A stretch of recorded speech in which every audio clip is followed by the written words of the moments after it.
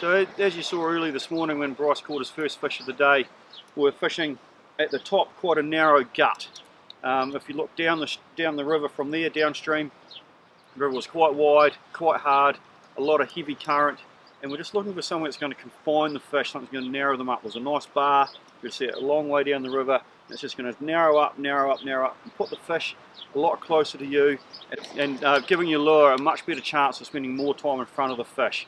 Narrow pieces of water, but coming from the main flow, where the fish are going to come out of some hard water, look for a little bit of period of rest before they move on further up the river.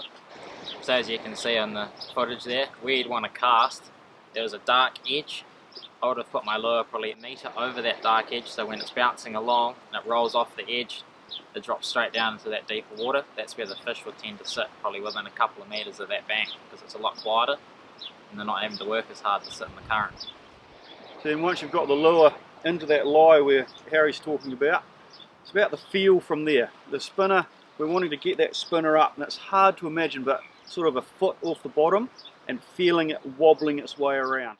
As you probably saw with Bryce, like to keep in contact with the line, even though it's braid, just every little bit of sensitivity from there, just on the line as you're retrieving. It might be a slight little bit of retrieve on the reel to keep that lure wiggling.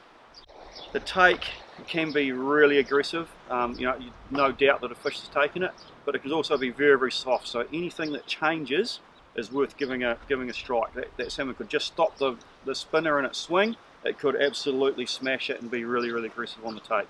So getting it in the spot like Harry's talking about, making sure your spoon's wobbling around. The talk is, you're fishing the bottom. You don't want to be dredging the bottom, and that lure to be up, wiggling its way around, feeling for any change in that wobble in the lure. So as Simon explained about the lure swinging, if your lure is actually on the bottom too much, so you'll feel it bounce repetitively quite close together, and it's actually not swimming properly or getting the right wobble, so the fish will just ignore it. It will just go under the fish or around them. They're actually not going to take it because they're not going to eat anything off the bottom. It's got to be within 30 to 50 centimetres off the bottom.